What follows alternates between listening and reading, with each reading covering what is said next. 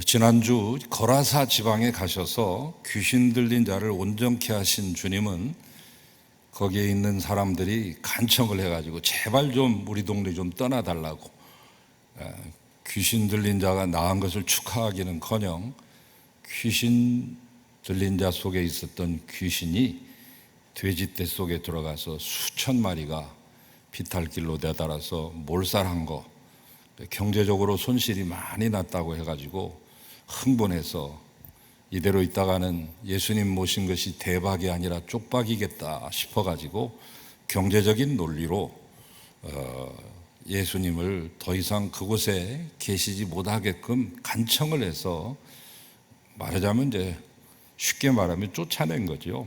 예수님이 등 떠밀려서 다시 선교의 본부인 가버나움이라고 하는 마을로 돌아옵니다. 오늘 본문에 보면 그 광경을 본 동네로 돌아왔다 이렇게 말하고 있죠. 가버나움은 예수님의 활동의 본 동네였습니다. 근데 돌아오시자마자 쉬시지도 않고 중풍병자를 고치시죠. 본문은 바로 그 이야기입니다. 우리는 자신의 능력의 한계치를 넘어서는 시련 속에서는 스스로 그 환경을 고쳐나갈 수가 없습니다. 하나님은 이런 한계선상에 서 있는 우리들을 불러내셔서 우리의 인생의 문제를 근본적으로 고쳐주시는 분입니다. 자, 오늘은 그 이야기를 좀 하겠습니다. 성경에 보면 침상에 떠매어온 중풍병자가 등장하는데, 이 중풍병은 가벼운 증상이 아니었습니다. 매우 심한 중풍병이었고 스스로의 힘으로는 도저히 기동할 수 없는 처지에 놓였습니다. 그래서 그는 타인의 도움을 받아가면서 근근히 살아갈 수밖에 없는 처지에 놓입니다. 거의 마비 상태, 아니 영어 성경 NIV에 보면 마비된 사람이라고 아주 대놓고 그렇게 명칭하고 있습니다. 스스로 자기의 몸을 이동할 수도 없고 누워서 대소변까지 받아내야 되는 심히 고통스러운 삶을 살아내고 있었던 사람이죠. 자, 오늘 마태복음 9장에 나와 있는 이 말씀은 마가복음 2장에도 나오고 누가복음 5장에도 나옵니다. 마가복음 2장에는 조금 더 상세하게, 그리고 누가복음 5장에는 더 상세하게 그 디테일이 살아 있습니다. 거기에 모여온 사람들의 면면까지 다 거명하면서 이렇게 설명하고 있죠. 그러니까 여러분, 이 말씀을 세 개를 동시에 펴놓고, 집에 가면 성경 보통 한두 개 이상씩은 있으시잖아요. 동시에 펴놓고 같은 공간 안에 놓고 여러분의 눈 안에 들어오게끔 딱 세 개를 펴놓고 비교해 가면서 읽어보시면 그 묘미가 대단할 겁니다. 성경을 읽어가면서 통독하는 방법을 제가 가르쳐 드렸고, 이제 이 복음서 같은 경우는 될 수 있으면 같이 비교해 가면서 예수님의 이 행적을 같이 따라가 보면 더 깊은 세계에 도달할 수 있는데, 아무튼 사람들이 이 중풍병자를 떼매어서 예수님께 데려온 걸로 나타나죠. 이렇게 다른 사람들의 도움을 입지 않으면 도저히 스스로를 고칠 수 없는 사람이었기에 이 사람은 그냥 떼매어진 채, 예수님 앞에 통째로 떼매어진 채 나와 있었던 것이죠. 이 사람은 마음은 있어도 사지백체를 자기 마음대로 움직일 수 없는 사람입니다. 그러나 육신의 중풍병보다 더 비참한 것이 있으니 그것은 우리 영혼의 중풍병입니다. 하루에도 몇 번이고 이런저런 선한 일을 계획하지만 우리의 몸이 영 따라주질 않습니다. 나쁜 것들을 하지 않겠노라고 수십 번 수백 번 다짐하건만 어느새 죄의 습성과 그 관성은 우리를 죄악의 자리에 갖다 놓고 말죠. 마치 로마서 8장 바울의 그 애타는 고백처럼, 내가 원하는 바 선은 행하지 아니하고 도리어 원치 아니하는 바 악을 행하는도다. 오라 나는 곤고한 사람이로다. 누가 나를 이 사망의 이 음침한 골짜기와 늪에서 건져내랴 하면서 자기 스스로를 한탄하는 그 모습이 바로 곧 저와 여러분의 현 주소이기도 합니다. 여러분 자신의 삶을 이 시간 짤막하지만 한번 돌아보시기 바랍니다. 마음으로부터 우러나오는 찬양과 경배가 아니면 껍질뿐인 예배는 하나님 앞에 심히 역겨운 것이 되고 마는 것입니다. 그분께서 진정으로 원하는 제사는 마음으로부터 우러나오는 신령과 진정의 예배이며 우리의 마음과 삶이 일치가 되는 온전한 제물을 받기 원하십니다. 로마서 12장 1절에서 예수님의 마음, 주님의 마음을 거기에 담았습니다.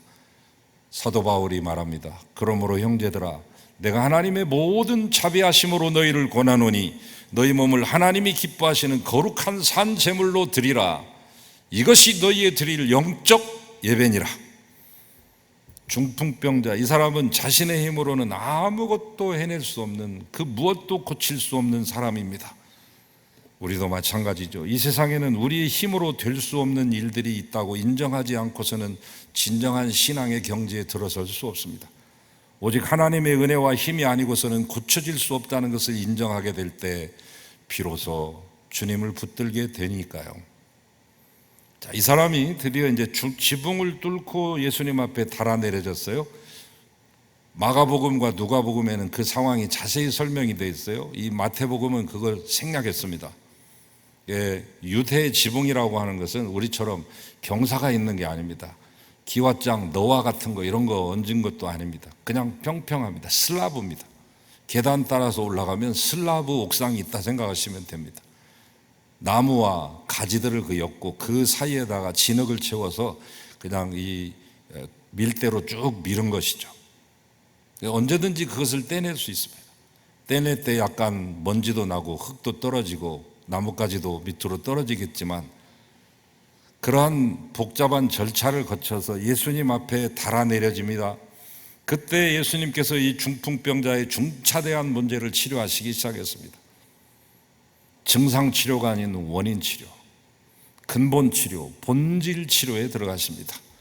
주님은 말씀하셨습니다. 내 죄 사함을 받았느니라. 이 병자가 듣고 싶은 얘기는 그 광경을 지금 눈여겨보고 있는 수많은 거기 있는 청중들과 관중들과 관객들은 내 병이 고침을 받았느니라, 어서 일어나거라 라고 하는 이 소리가 나올 줄 알았는데 대뜸 내 죄 사함을 받았느니라. 충격입니다. 한 번도 들어본, 살아생전에 한 번도 보도 듣도 못한 광경이 연출된 것입니다. 오직 이 말을 할 수 있는 사람은 하나님밖에 할 수 없는데 어찌 이 사람이 이따위 말을 해서 신성모독을 하는가 하는 웅성거림이 있었습니다. 그 좌중이 설레고 움직이기 시작했습니다. 여러분, 우리는 이 질병의 근원을 드러내 보이시는 예수님의 뜻을 눈치채야 됩니다. 명백히 이 사람의 중풍병 상태는 죄 때문에 생긴 질병이라는 사실을 만천하에 드러내놓고 있습니다. 드러내놓고 내가 그 죄를 사한다 말하고 있습니다. 사람의 병 가운데는 죄가 아닌 단순한 실수나 외적인 그런 상황에 의해서 발병되는 경우도 있고 순수 자기의 죄 때문에 생기는 병도 있습니다. 그런데 이 중풍병자는 죄로 말미암은 병이었습니다. 그러나 여기서 우리가 주의해야 될 것, 주님은 그의 중풍병이 죄 때문에 생겨난 질병이라고 만천하에 공포하고 드러내고 계시지만 이 질병이 죄에 대한 하나님의 분노나 진노나 하나님의 복수심이라고 해석하셔서는 안 됩니다. 우리가 자칫 빠지기 쉬운 함정이 뭐냐면 남의 질병, 아픔, 고난 이런 것들을 하나님의 분노, 진노, 하나님의 복수, 너 벌 받았어 라고 하는 이런 말로 쉽게 해석합니다. 욥의 세 친구가 위로한답시고 그 먼 길을 찾아왔는데 본질을 잊어버린 채 결국은 너 벌 받았어, 너 잘못한 거 있지 하면서 인과응보적인 그런 태도로 밖에 다가갈 수 없었듯이 우리도 자칫 그런 우를 범하기 쉽습니다. 주님은 오늘 하나님의 복수심을 얘기하는 게 아닙니다. 너 벌 받았다는 말씀하시고자 하는 것이 아닙니다. 이 중풍병은 오히려 죄인을 부르시는 하나님의 독특한 방법이었습니다. 인생에서 미끄러져 넘어지지 않았더라면 자기 자신이 모든 우주의 중심이라고 생각했었을 사람들을 주님은 실패하시게 함으로 자기의 약함을 보게 하시고 자기가 아무것도 아닌 것을 알게 하셔서 하나님만이 존귀하신 분임을 깨닫게 만들어 주십니다. 오히려 그의 육신이 병들었고 그의 가련한 처지에 있었기에 그는 이것을 통하여서 자기의 인생의 본질이 뭔지를 보게 된 것이죠. 1992년과 2004년은 저의 일생에 있어서 잊을 수 없는 해입니다. 똑같은 병으로 인해서 똑같이 고통을 받았던 잊을 수 없는 악몽과 같은 그런 해입니다. 그러나 지나놓고 보면 그것이 은혜였습니다. 갑자기 몸에 마비가 왔습니다. 움직일 수 없습니다. 다른 사람이 밥을 떼먹여 줍니다. 대소변을 받아내 줬습니다. 한 치 앞을 걸어갈 수가 없습니다. 마비로 끝났으면 괜찮은데 그 마비에 이루 말할 수 없는 통증, 칼로 예는 듯한 통증, 가슴을 칼로 쪼개고 빠개는 듯한 그 통증, 견뎌내기 어려웠습니다. 욥이 자기를 뵌 어머니의 그 태를 저주하고 자기가 태어난 그 생일을 저주했듯이, 그리고 빨리 나를 데려가 줬으면 좋겠다고 하나님을 향하여서 탄식했듯이 저의 처지가 그러한 처지였습니다. 그렇기 때문에 오늘 이 마비된 사람의 심정을 제가 조금이라도 가깝게 이해할 수 있습니다. 저는 그것을 통해서 저 자신을 보았습니다. 저 자신의 교만을 보았고, 하나님이 저를 향해서 무엇을 원하시는지를 물었고, 인생의 나약함과 인생의 본질을 알게 되는 좋은 기회였습니다. 한 번이 아니라 그것으로도 부족했는지 하나님은 두 번째 투병하게 하셨죠. 오늘 여기 등장하는 중풍병자는 그리스도 예수께서 죄를 지적하시고 죄를 사해 주심으로 비로소 이 병의 근원의 뿌리가 하나님과 관계가 있다고 하는 것을 알게 됩니다. 그리하여 마침내 그는 복음을 접할 수 있게 되었습니다. 세상에 이보다 더 좋은 것이 있을 수 있을까요? 이것이 바로 축복 아니겠습니까? 자, 주님께서 중풍병자에게 소자야 내 죄 사함을 받았느니라 이렇게 말씀하고 그 다음에 안심하라 이렇게 말씀하시네요. 자, 여기서 먼저 소자야라고 하는 호칭을 주의할 필요가 있는데, 이 말은 어린아이에게, 순수한 꼬맹이들에게 붙이는 말입니다. 두말할 것 없이, 이론의 여지 없이. 그래서 헬라어로 테크논입니다. 테크논. 어린아이가 아님에도 불구하고 주님이 이 중풍병자를 향해 야 소자야 이렇게 부르신 데는 두 가지 의미가 담겨 있는 것 같아요. 하나는 예수님 안에 있는 이 중풍병자를 향한 지극한 사랑의 표현이죠. 애칭이라고 보시면 되겠습니까? 엄마가 아기를 향해 아이고 우리 아가 이렇게 부르는 말. 눈에 넣어도 아프지 않을 손주를 봤습니다. 제 동료들이 이제 손주를 보기 시작해서 자랑을 하는데 참 눈꼴셔서 볼 수가 없습니다. 모든 인생은 손주를 낳기 전과 후로 나뉜다고 그렇게 얘기를 하면서 돈 5만 원 벌금도 안 내면서 계속해서 사진을 올립니다. 손주를 바라보는 그 옛날 할머니들이 아이고 내 새끼 나의 강아지 하는 그런 표현이라고 보실 수 있겠습니다. 사랑의 표현이고, 또 한편으로는 믿음이 어린아이와 같은 믿음이었기 때문에 이 사람을 그냥 말 그대로 믿음이 작은 자, 어린아이와 같은 소자라고 부르셨을 수도 있습니다. 자, 어쨌든 주님은 그에게 당신 자신을 친히 보여주셨고 기적도 보여주셨습니다. 그때 그는 아주 단순한 마음으로 예수님을 의지하고 흔히 어른들이 빠지기 쉬운 함정, 의심의 늪에 빠지지 않았습니다. 그 알량한 이성과 지성과 지식이라고 하는 그런 것을 내세워서 조금도 의심하지 않았습니다. 그래서 예수님께서는 그에게 가차없이 막힘없이 소자야 안심하거라 이렇게 말씀하신 것이죠. 주님은 친히 말씀하시지 않았습니까? 수고하고 무거운 짐진 사람들 다 내게로 오라. 내가 너희를 편히 쉬게 하리라. 인간의 가장 큰 비극은 쉼이 없는 곳에서 쉼을 찾고 안정이 없는 곳에서 안정되기를 바라는 것이죠. 인간의 영혼은 하나님이 숨을 불어넣어서 창조하셨습니다. 그러므로 인간이 가장 안전하게 거할 수 있는 초소는 바로 그 본향, 하나님의 숨, 테오푸니스토스, 루아흐, 하나님의 영, 하나님의 바람, 하나님의 숨, 곧 그분의 품입니다. 그래서 성자라 일컫는 하나님의 사람 아우구스투스는 우리에게는 어거스틴으로 알려져 있죠. 어거스틴은 그의 고백록에서 이렇게 고백하지 않았습니까? 주여, 내가 당신의 품에 안기기 전까지는 나의 영혼이 하루도 평안할 날이 없으며 오직 당신의 품에 안길 때만이 그것이 진정한 안식이니. 주님께서는 당신께 나온 이 사람에게 안심하라고 말씀하십니다. 이 시간 전 세계적인 팬데믹의 이 환란의 터널을 통과하고 있는 바로 우리들에게도 동일하게 말씀하십니다. 안심하라. 여러분, 진정 삶의 안정을 원하십니까? 그러나 요동치는 마음으로는 천국을 누릴 수 없습니다. 예수님께서는 이 소자를 안식시킨 후에 선언하시죠. 내 죄 사함을 받았느니라. 여기서 말하는 내 죄 사함을 받았다고 하는 말은 중풍병자뿐만 아니라 이 중풍병자를 고맙게도 수고스럽게도 떼매고 온 그의 동료들과 그 마을 사람들을 향한 말씀이기도 합니다. 그들의 모든 믿음을 보시고 그러나 여전히 그 안에 존재하고 있는 죄를 사죄하시고 선언하신 것. 예수님은 이 중풍병자의 문제를 표피적으로 아니라 근원적으로 해결해 주십니다. 죄의 문제를 해결하십니다. 오늘 내 죄 사함을 받았느니라, 이 문장 분석해 봅니다. 하마르티아 아피에이 이렇게 말했습니다. 하마르티아 아피에미 이렇게 말했습니다. 죄들로부터 용서받았느니라. 최고의 축복을 선언하셨습니다.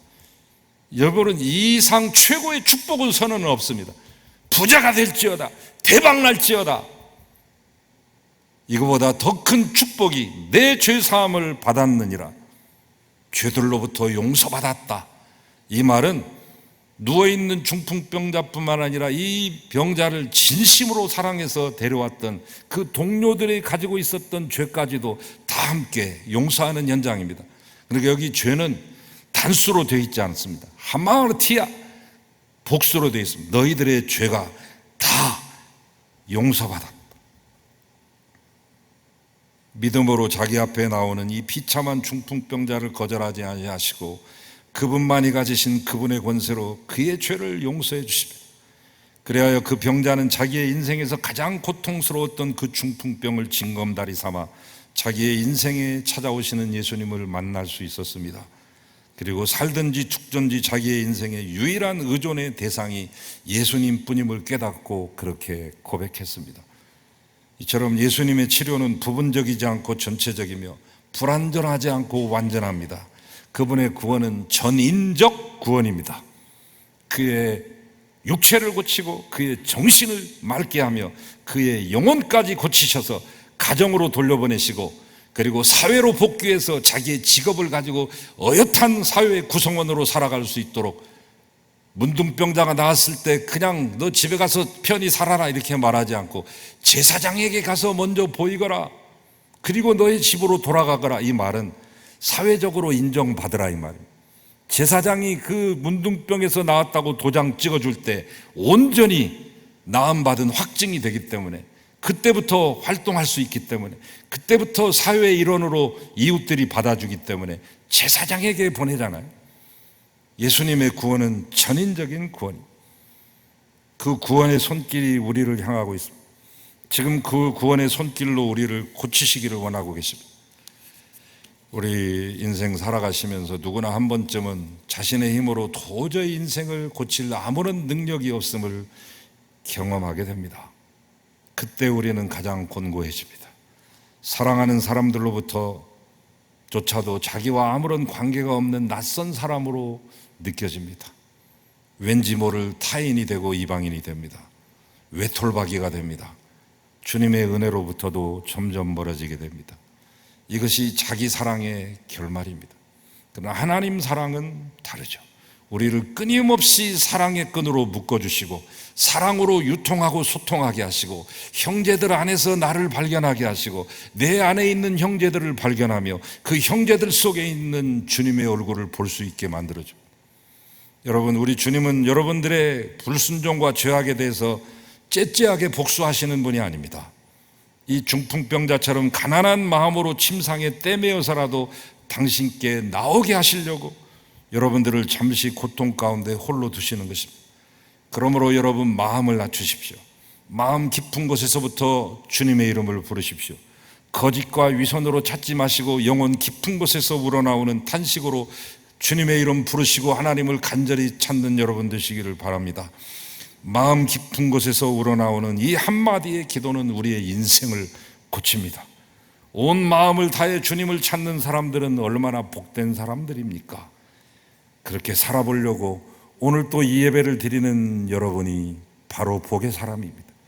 주님은 오늘 또 고통과 시련 속에 있는 사람을 그 올무에서 풀어주십니다. 뺨에 흐르는 눈물들을 씻어주시고 힘이 없는 자에게 힘을, 지혜가 모자라는 자에게 지혜를 공급하십니다.